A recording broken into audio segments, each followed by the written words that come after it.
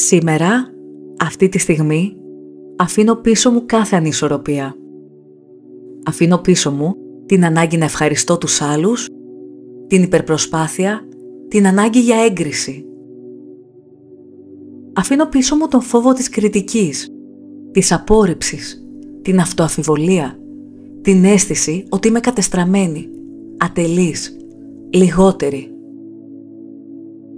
Αφήνω πίσω μου την αίσθηση της αδυναμίας, της ντροπής, της ασχήμιας. Απελευθερώνομαι από τον πόνο, τα μοτίβα θυματοποίησης, την απογοήτευση, τον θυμό, την κριτική, την κατηγορία, την ενοχή. Αφήνω πίσω μου την παράλυση του φόβου. Ήρθε η ώρα να κινηθώ ξανά.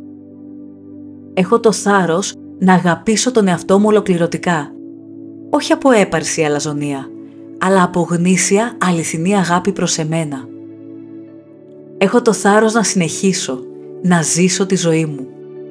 Να ανοίξω ξανά την καρδιά μου στη ζωή, στην αγάπη, στους ανθρώπους. Εμπιστεύομαι ότι είναι ασφαλές. Έχω το θάρρος να ανέβω επίπεδο. Ξέρω ότι είμαι πάντα ασφαλής και προστατευμένη, ό,τι και αν συμβεί. Έχω το θάρρος να ζήσω το μέγιστο των δυνατοτήτων μου. Έχω το θάρρος να ζω χωρίς φόβο.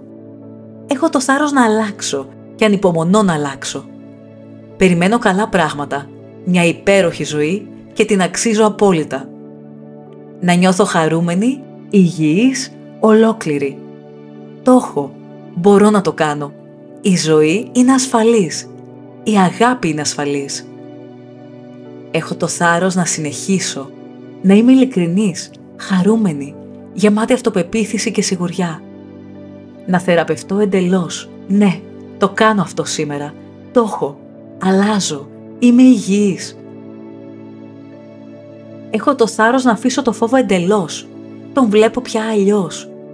Το να κρατάω τον φόβο είναι σαν να κρατάω μια ταμπέλα που λέει «κλώτσαμε» και τα μοτίβα συνεχίζουν να μου φέρνουν περισσότερα ίδια.